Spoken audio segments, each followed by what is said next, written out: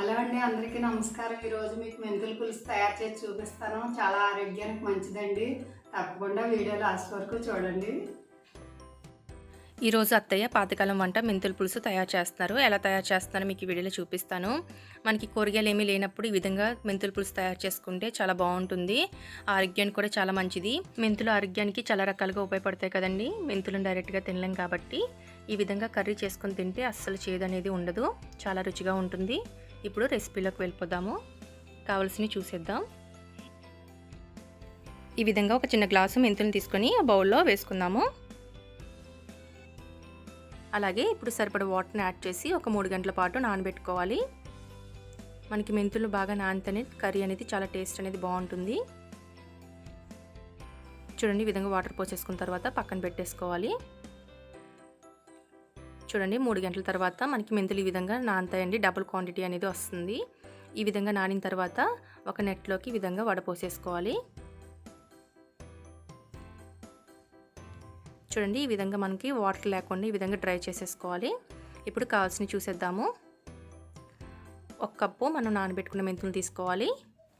ఉల్లిపాయ ముక్కలు ఎక్కువగానే పడతాయండి. ఒక పెద్ద బౌల్ తీసుకోవాలి. కరివేపాకు, ఒక 2 పచ్చిమిర్చి, ఒక ఎండుమిర్చి, కారం, ఉప్పు, చింతపండు ఒక నిమ్మకాయ సైజ్ అంతా, బెల్లం, పసుపు, ఆయిల్. ఇప్పుడు స్టార్ట్ చేసేసుకుందాం. అలాగే ఇప్పుడు చింతపండు ఒక బౌల్లో వేసుకొని సరిపడా వాటర్ పోసుకొని నానబెట్టుకోవాలి. ఇప్పుడు దీన్ని పక్కన పెట్టేసుకుందాము. అలాగే స్టవ్ వెలిగించి ఒక పాత్రని పెట్టుకొని సరిపడా ఆయిల్ని యాడ్ చేసుకోవాలి.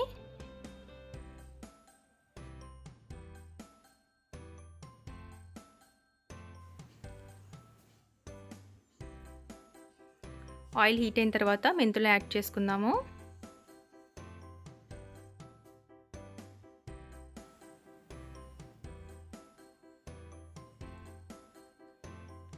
చూడండి, ఈ విధంగా కలుపుకుంటూ స్టవ్ని లో ఫ్లేమ్లో పెట్టుకొని మనం వేగించుకోవాలి.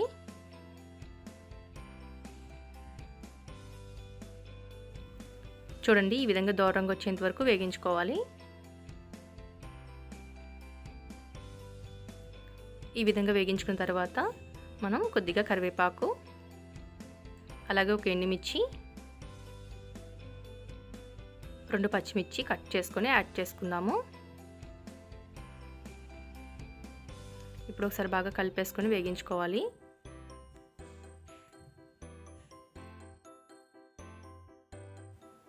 ఈ విధంగా వేగిన తర్వాత ఉల్లిపాయ ముక్కలను కూడా యాడ్ చేసి వేగించుకోవాలి.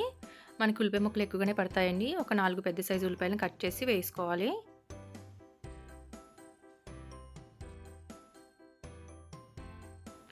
ఇప్పుడు ఒకసారి బాగా కలిపేసుకోవాలి.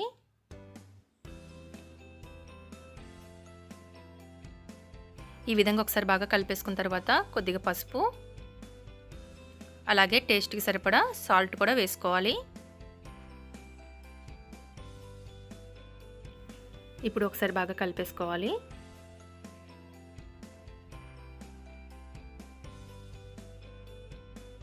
ఈ విధంగా ఒకసారి బాగా కలిపేసుకున్న తర్వాత మూత పెట్టేసి ఒక 5 నిమిషాలు లో ఫ్లేమ్లో ఉల్లిపాయ ముక్కల్ని మగ్గించుకుందాము.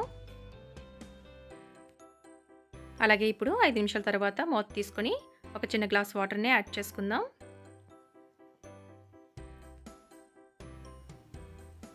ఇప్పుడు ఒకసారి బాగా కలిపేసుకోవాలి. ఈ విధంగా కలిపేసుకున్న తర్వాత మళ్ళీ మూత పెట్టి ఒక 5 నిమిషాలు లో ఫ్లేమ్లో కుక్ చేసుకోవాలి.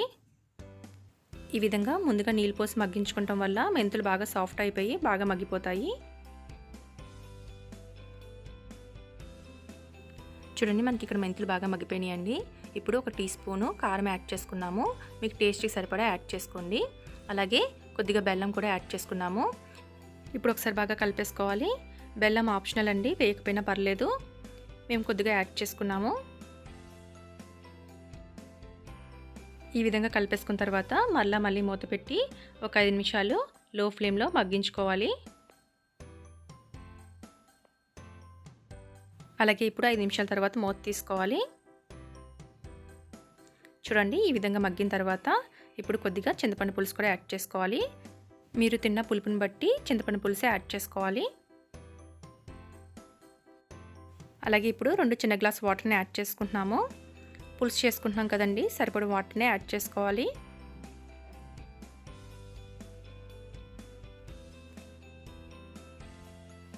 చూడండి, ఈ విధంగా ఒకసారి బాగా కలిపేసుకోవాలి. ఈ విధంగా కలిపేసుకున్న తర్వాత మరలా మూత పెట్టి ఒక 15 నిమిషాల పాటు లో ఫ్లేమ్లో మనం బాగా ఉడికించుకోవాలి. అలాగే ఇప్పుడు 15 నిమిషాల తర్వాత మూత తీసుకుందాము. చూడండి, ఆయిల్ అంతా పైకి వచ్చేసి మనకి కర్రీ ప్రిపేర్ అయిపోయిందండి. ఇప్పుడు స్టవ్ ఆఫ్ చేసుకుందాం. చూడండి, కన్సిస్టెన్సీ ఈ విధంగా ఉండాలి. ఈ విధంగా ఉన్నప్పుడు స్టవ్ను ఆఫ్ చేసుకోవాలి.